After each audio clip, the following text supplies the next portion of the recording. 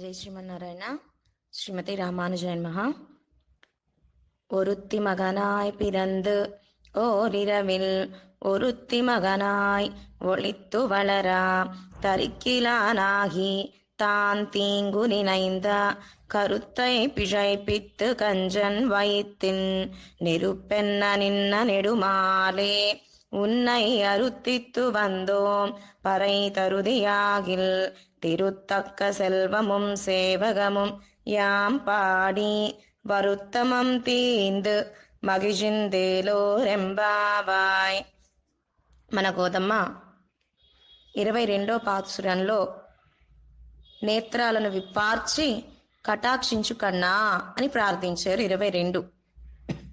23వ పాసురంలో అందంగా నడుచుకుంటూ వచ్చి సింహాసనం మీద కూర్చోకన్నా అని ప్రార్థించారు. 24వ పాసురంలో అలా నడుచుకుంటూ వచ్చిన కృష్ణ యొక్క నడక సౌందర్యాన్ని సేవించి ఆపాద మస్తకానికి మంగళాశాసనం 6 పోత్తిని చేశారు. అడిపోతి, తిరల్పోతి, పుగష్పోతి, కషల్పోతి, కుణంపోతి, వేల్పోతి, ఇలా 6 పోత్తి మంగళాశాసనం చేశారు మన గోదమ్మ కృష్ణయ్యకి.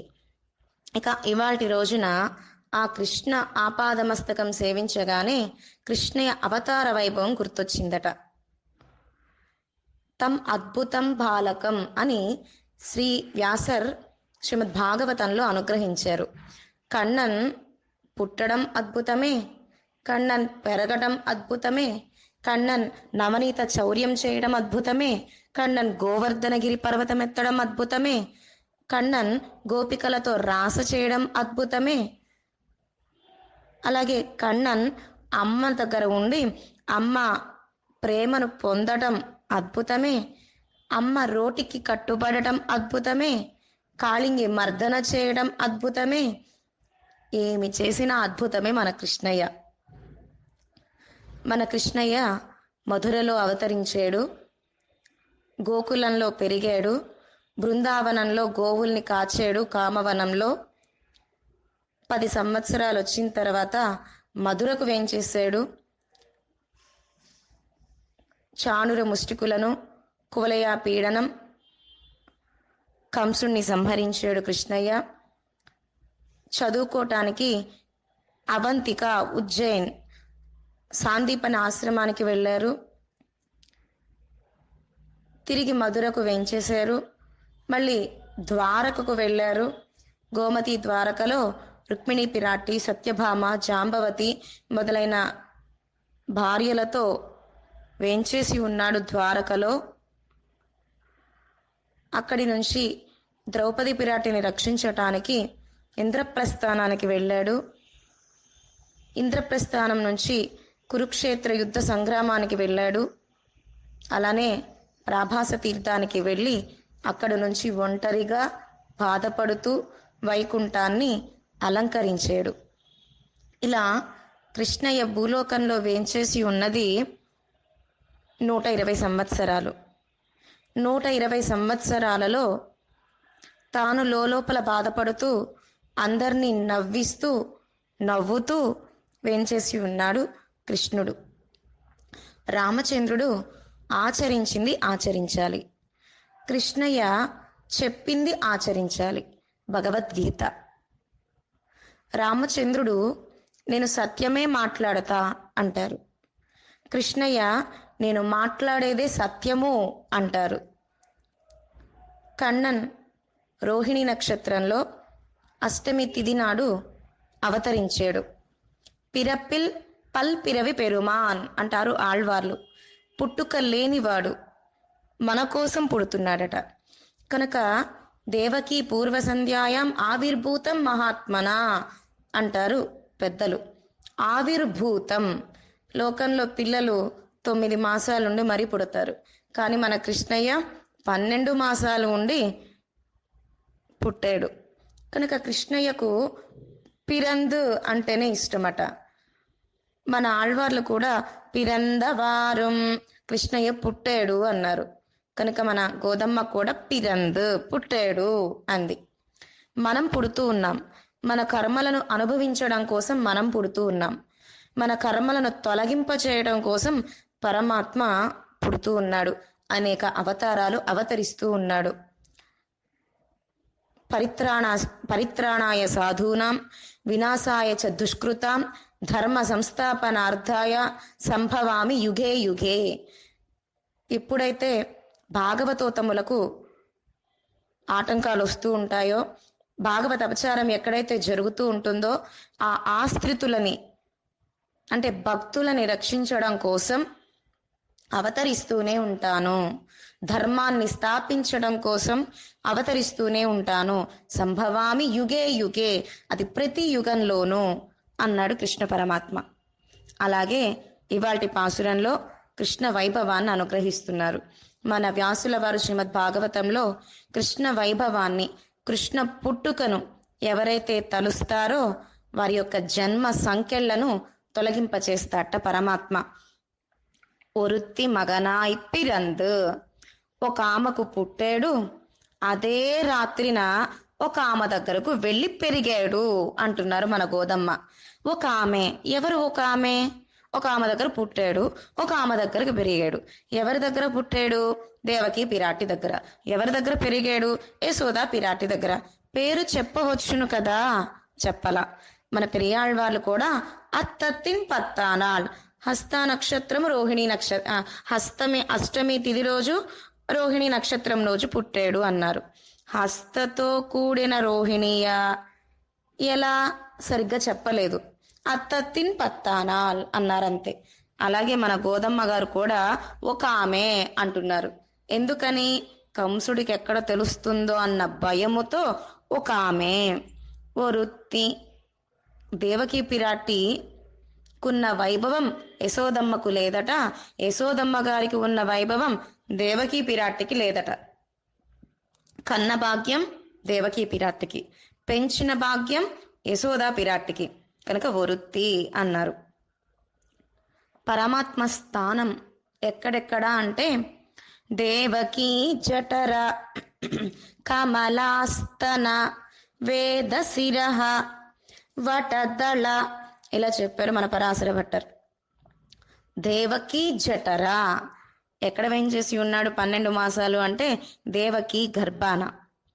అద్భుత కారణ, అఖిల కారణ, నిష్కారణ అని ప్రార్థించింది ఒక గజేంద్ర ఆళ్వాన్ ఏనుగు. అఖిలానికి కారణమట పరమాత్మ, అద్భుతమైన కారణభూతుడట పరమాత్మ. తనకంటూ ఎవరు కారణము లేరట పరమాత్మకు. అటువంటి పరమాత్మ ఇప్పుడు దేవకి పిరాటి దగ్గర అవతరించబోతూ ఉన్నాడు. కనుక వృత్తి మగనాయ్ పిరంద్, ఎలా పుట్టాడు అంటే అద్భుతం బాలకం. ఎలా పుట్టాడు? శంకు చక్రాలను అంటే పంచాయుధాలు ధరించి, పట్టు పీతాంబరాన్ని ధరించి, అందమైన కేశ సౌందర్యంతో నవ్వుతూ పుట్టాడట మన కృష్ణయ్య. సరే, రామచంద్రుడు 25 సంవత్సరాలు వచ్చినాక దశరథ చక్రవర్తి తండ్రి మాట విన్నవాడు రామచంద్రుడు. కానీ మన కృష్ణయ్య పుట్టగానే తండ్రి మాట విన్నాడు. ఏం విన్నాడు? ఉపసంహర, కన్నా 4 చేతులొద్దు, 2 చేతులతో సామాన్యమైన మనిషిలాగా కనిపించు అని అడగగా 2 చేతులు దాచేసుకుని సామాన్యమైన మనిషి 2 చేతుల వలె సేవ సాయించాట కృష్ణయ్య. పిరంద్ ఓరిరవిల్, ఏ సమయంలో పుట్టాడు? అర్ధరాత్రి సమయంలో పుట్టాడు.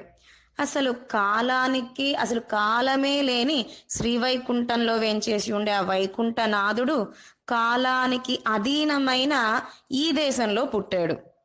ఓ రీరావిల్, అర్ధరాత్రి సమయంలో పుట్టాడు. కనుక మన రామానుజుల వారి యొక్క శిష్యులలో ఒకరు పిల్లై ఉరంగా విల్లి దాసర్, ధనుర్దాసు అని వీరికి పేరు. వీరు చీకటిని చూసినప్పుడల్లా దండం పెడతారట. ఎందుకు?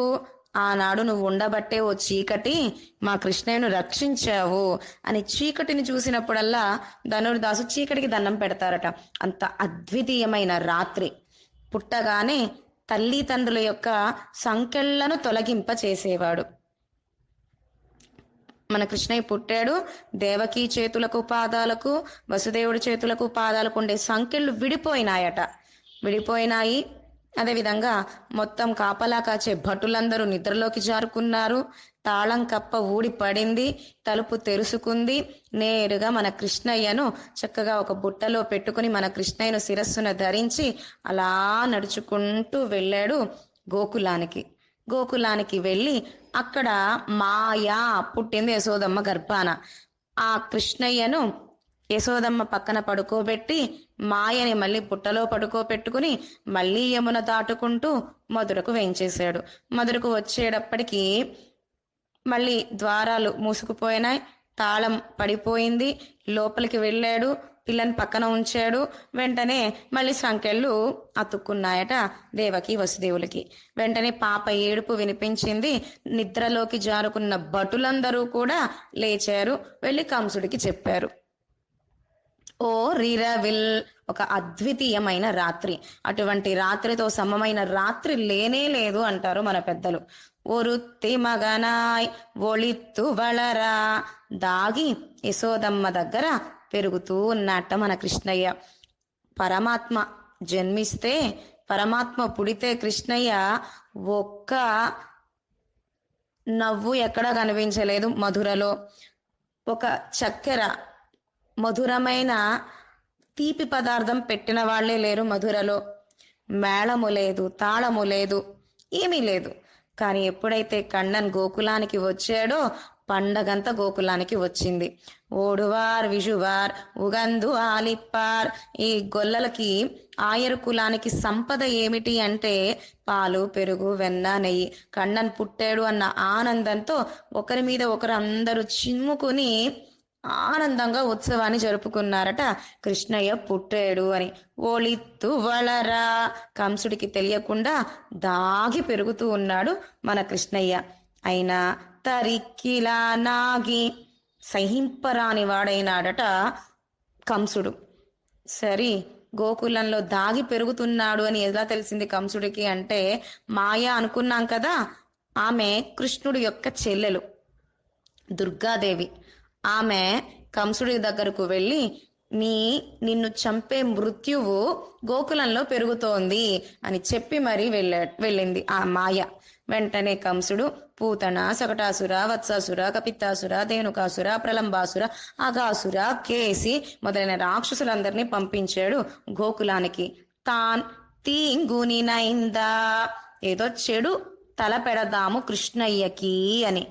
కానీ లోపలికి వెళ్లే వాళ్లే తప్ప బయటకు వచ్చేవారే లేదు గోకులంలో. భక్తులు, గోపికలు లోపలికి వెళతారు ప్రేమతో, రాక్షసులు విరోధంతో లోపలికి వెళతారు. ఇద్దరు రాలేరట. వాళ్ళేమో ప్రేమకు కట్టిపడిపోతారు, ఈ రాక్షసులేమో పరమాత్మ యొక్క అందమైన చేష్టితలకు ఓడిపోతూ ఉంటారు, ప్రాణాలు కోల్పోతూ ఉంటారు. తీంగుని నైంద్ కరుత్తై పిజై పిత్, కరుత్తై తలంచాడు. ఏం తలంచాడు? ఇంతమంది రాక్షసులు వెళ్ళినా కూడా ఎవరు కృష్ణుని ఏమి చేయలేకపోయాడు అని ధనుర్యాగము అనే నెపంతో కృష్ణయ్యను మధురకు తీసుకురావాలి అని సంకల్పించాడు. వెంటనే కృష్ణయ్యకు 10 సంవత్సరాలు వచ్చినాయి. అక్రూరాళ్వాన్ గోకులానికి వెళ్ళారు.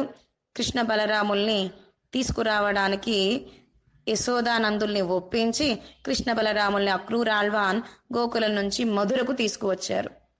ఎప్పుడైతే కృష్ణయ్య మధురలో పాదం పెట్టాడో ఎవరు భయపడుతూ ఉన్నారు అంటే కంసుడు భయపడుతూ ఉన్నట్ట. మన కృష్ణయ్య భయపడాల్సి ఉండగా, కానీ కണ്ണన్ అలంకారం మరీ చేసుకుని మాలాకారుడి దగ్గర పుష్పాలను స్వీకరించాడు, కుబ్జచకర చందనాన్ని స్వీకరించాడు, ఒక పట్టు వస్త్రాన్ని ధరించాడు, కంసుడి యొక్క ఆస్థానానికి వెళ్ళాడు. ఈలోపు కంజన్ వయిత్తిల్ నిరుపెన్న, ఎలా ఉన్నాడు కంసుడు అంటే ఎక్కడ చూసినా కృష్ణయ్య కనిపిస్తున్నట్ట.